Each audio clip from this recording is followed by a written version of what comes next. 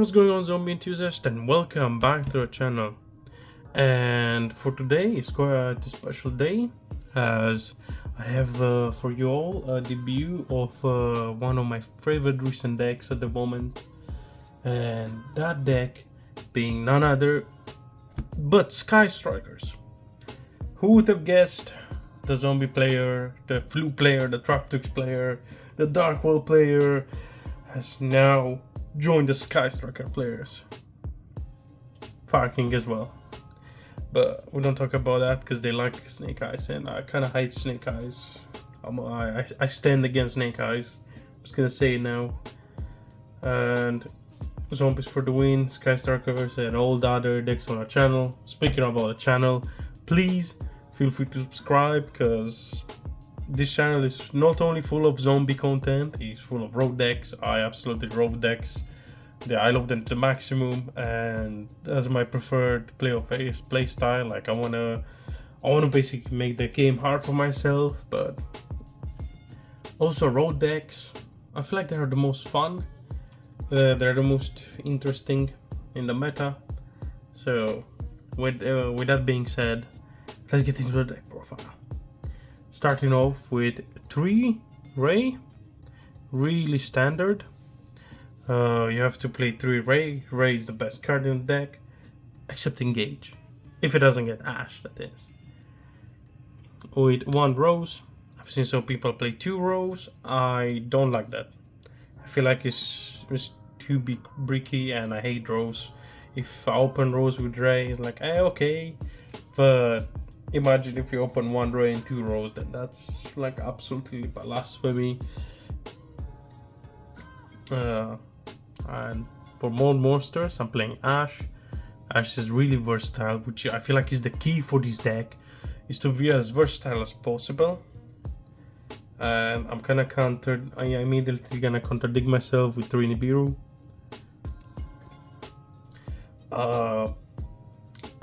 There are some decks out there, like most decks right now, lose to Nib, including Source Soul with that Protoss. If they do a Protoss, they lose to Nib. And many other decks. Think about the Sky Striker mindset. You need to aim for that grind game, and Nibiru can help you aim for that grind game. Also, the token can be basically used as free material. If you open Engage and Nibiru and you have no other way to a body on field, yeah, getting stuck with the token sucks, but it's fine. I feel like that's fine. We play so many ways to our token, it's fine.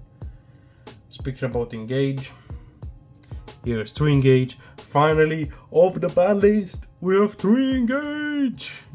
We can activate so many engages now, and we can open the engages. Absolutely amazing card. Engage is such a good card. It's self-explanatory. You have to play 3. It's too good not to play. Even 4 or 5, as many engages as possible.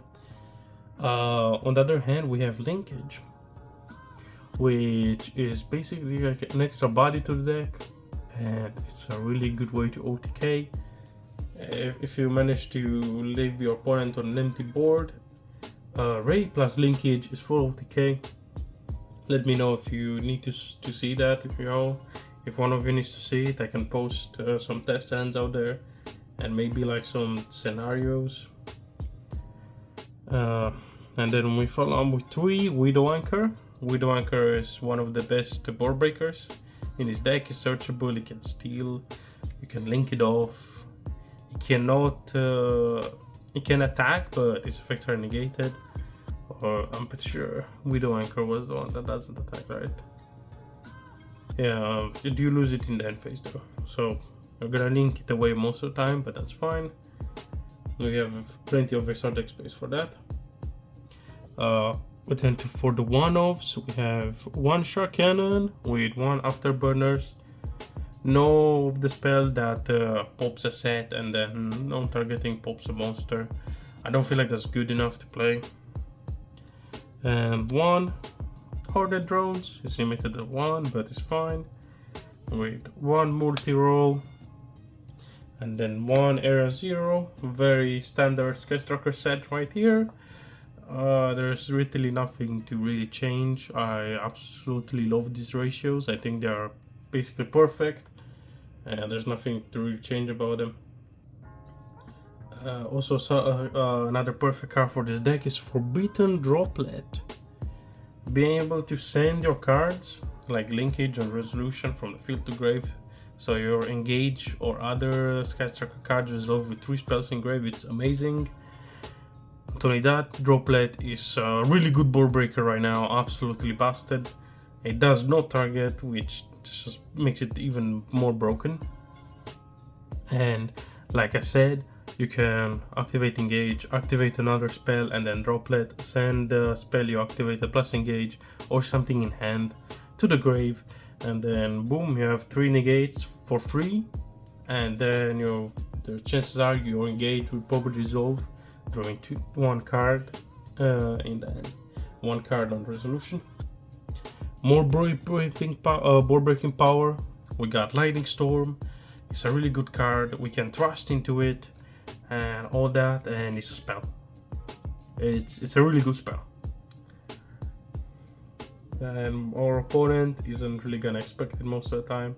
If they don't play around Lightning Storm, easy punish. But also, most importantly, it deals with back row. Even you're not gonna use it to kill the monsters and get some cards, or you can trade for an Omni or trade for a few cards left in attack links or something. It can destroy back row, and that's absolutely really good. Speaking about trust targets, we are playing 2 trust. There is an argument to be made. You play 3 trust, but I only have 2, so I'm only running 2. I have not tested with 2 trust, but I'm really happy with just 1 trust at the moment. And for more, speaking about trust, we have Tactics. Again, really good card. If you go first and you get hand trapped on Engage, you can trust draw through, or most of the time going second. Trust is really good.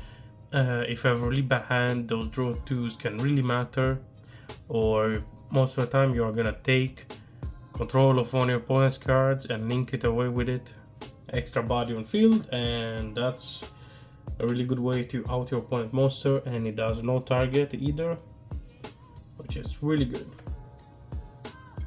Moving on to more spells, I got 2 Upstart Goblin.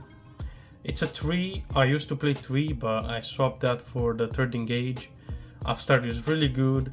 In the late game, it's not that great. In the grind game, it's just an extra step where you can get rolled. But 2 is really good. If you open 1 or both, that's really good. It puts, like, even if you open 1, that's 1 free spell in the grave. That's free, absolutely free. And that's all you have to do, really, is to make sure you get to that 3 spells in grave, so your Skystriker secondary effects are active. And Upstart, that's where Upstart comes in handy with that. And for most spells, more breaking power, Change of Heart. I feel like Change of Heart is really good right now. You can steal some really good cards out there. It does not negate the effect. It can let you attack. Absolutely broken, and it can be set / searched with Trust going second. Makes it even better. And as an honorary Skystriker card, we have Skystriker, reinforcement of the, or should it be reinforcement of the Skystriker army, Rota. It's really good. It's an extra engage, and it's even better if your opponent does not have Ash. That is, it's better than Ray, as it puts a spell in the grave while you search Ray. It's really good. And that's it for the spells, because I'm running, to round up the main deck, I'm running 3 Infinite Impermanents. Really good board breaker. It's good if you top deck it too, and it helps it, it's imperm. It can stop your opponent, those specky snake eye ashes, imperm them. That's really good. Used to be Chalice, but I was like, Chalice could be better, because I can Chalice at any point during a chain, and I can chain Droplet on Chalice, or I can chain Linkage on Chalice, Me chain, that is. I can do all of that with imperm as well. I'm just talking about me chain. So your opponent does not expect the extra negation. And plus it puts an extra spell in grave, but I tested it and I found that, well, imperm is just better. There were so many times in my opponent's turn I was like, oh man, if only the chalice was an imperm, I could have done with this board so much better. I could have stopped my opponent before they got to this absolutely broken board, and I could have probably won, or at least have a better chance of winning. So as if for now, imperm is the way instead of chalice. For the extra deck, I am playing one Access Code OTK package with Selene, and then one Dark and one Hita. You have such easy access to Darks and such easy access to Fires, so making these two is easy. Most chances are your opponent has at least a Fire or Dark in grave, so you can make Selene, and because you have so many spells, Selene has like gajillion counters. And poof, make access code, and you might win a game like that. I've not access code OTK'd yet, but just in the case it shows up. I feel like I could have access code many times in the past. I think most of the time access code, I got interrupted, and I was like, oh. Or I could have made access code, but I was like, oh, what if that back row is an imperm? Then I'm absolutely cooked. Or if that back row is something good, I'm absolutely like cooked. So there were some times I didn't make code, and I feel like that was a misplay on my part.